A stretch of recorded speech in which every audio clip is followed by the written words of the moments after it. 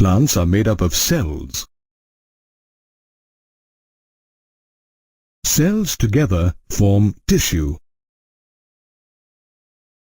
which joins to form an organ.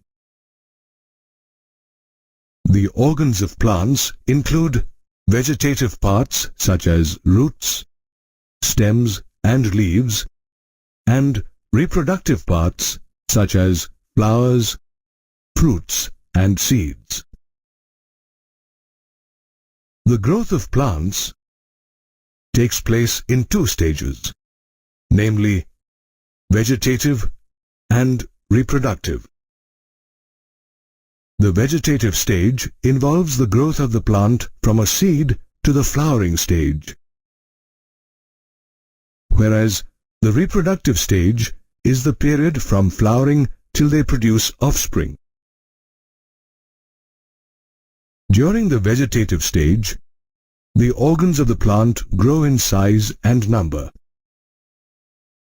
and result in a mature plant with complex body organization. This development of a mature plant involves two processes, growth and differentiation. Now, let's define growth. Growth is an important characteristic that is easily observed in all living organisms. It's a permanent increase in the size of an individual cell in a plant. It requires energy and hence accompanies anabolism and catabolism. In plants, growth is unlimited and hence they retain the capacity to grow throughout their lifespan. This is attributed to the presence of meristems at specific locations in them. Meristems are cells that have the capacity to divide, which add new cells to the plant body. This addition of new cells by meristems is called open form of growth. Meristems are of two types, namely apical and lateral meristem. Apical meristems are located at the root tips and shoot tips of all plants. They are responsible for the primary growth of the plant, that is, elongation of the plant along its axis. Lateral meristems such as vascular cambium and cork cambium are present in woody plants. They are responsible for the secondary growth of the plant, which causes an increase in the girth of plant parts such as the stem and branches. Now, let's see if we can measure growth. At the cellular level, growth refers to an increase in the amount of protoplasm, which is difficult to measure. Hence, growth is measured by different parameters such as size, area, length, and number.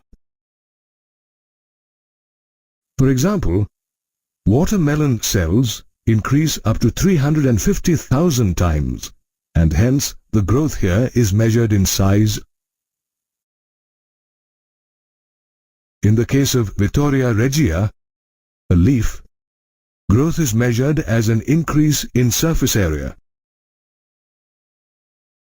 whereas the growth of the pollen tube is measured in length. Similarly, the root apical meristem of maize results in 17,500 new cells per hour, and hence growth here is measured in number. Now, let's look at the different phases of growth. The different phases of growth are zone of division, elongation, and maturation. The zone of division contains the rapidly dividing cells of meristems. These cells are characterized by rich protoplasm, large nuclei, and a thin primary cell wall with more plasmodesmatal openings. The zone of elongation lies next to meristematic tissues. These cells are characterized by enlarged cells, deposition of a new cell wall, a thin cytoplasmic layer, a large vacuole, and a nucleus. Maturation growth is seen on the cells next to elongation tissues. These cells are characterized by mature cells that have reached maximum size in terms of cell wall thickening and protoplasm. We know that a plant's growth comprises cell division, cell enlargement, and cell differentiation. When growth is measured per unit time, it is called growth rate. If we consider the increase in cell number as growth, it can be the result of arithmetic or geometric growth. Arithmetic growth refers to the division of one daughter cell obtained during mitosis, while the other daughter cell enlarges and differentiates. An example of arithmetic growth is the elongation of the root. Here, let's plot a graph to determine the growth rate of a root. Let's take the length of the root on the y-axis and the time taken for growth on the x-axis and plot a graph. A linear curve is obtained for arithmetic growth. This is due to the continuous addition of new cells at the root tips. Arithmetic growth can be expressed mathematically as LT equals L0 plus RT, where LT equals length of the root at time t, L0 equals length of the root at time 0, and RT equals A upon B, which is elongation of the root per unit time or growth rate. Geometric growth, on the other hand, refers to the division of both daughter cells obtained during mitosis. This type of growth is seen at the early stage of plant development, that is, development of the zygote to embryo. We can plot a graph for geometric growth by taking the length of the plant part on the y-axis and the time taken for growth on the x-axis. An S-shaped sigmoidal curve is obtained. The curve depicts the different phases of growth in living organisms under natural conditions. Growth is slower in the initial phase and is called the lag phase. Later, growth is rapid at an exponential rate and is called the elongation or log phase. Finally, growth slows and it is called the stationary phase. Geometric growth can also be expressed mathematically as W1 equals W0 e raised to RT, where W1 equals final size of the root, W0 equals initial size of the root at the beginning of the period, R equals relative growth rate, T equals time of growth, and E equals base of natural logarithms. The growth rate obtained here is called the relative growth rate. It is also called efficiency index as it measures the capacity of a plant part to produce new cells.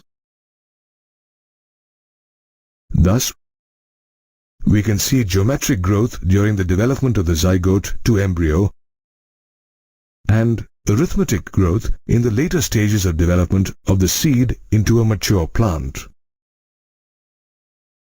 Growth in plants can be quantitatively compared using absolute growth rate and relative growth rate. Absolute growth rate refers to the total growth of a plant part per unit time, while relative growth rate refers to the growth of a plant part per unit initial parameter. Let's compare the growth rate of 2 leaves. Here we can observe a 2 cm increase in the surface area of 2 leaves. This shows that the absolute growth rate, or AGR, is same for both the leaves. But the relative growth rate of the first leaf is greater compared to the second one. The difference in the relative growth rate may be due to the difference in growth conditions. Plants require specific conditions for growth. These include water, oxygen, nutrients, temperature, light, and gravity. The increase in cell size is due to the absorption of water. Water also acts as a medium for metabolic reactions required for growth. Oxygen is required by plants for the release of energy in food. Macro and micronutrients are used as energy sources and in the synthesis of cellular contents like protoplasm. In addition, plants need an optimum temperature for proper growth. The growth of plants depends on light, as they manufacture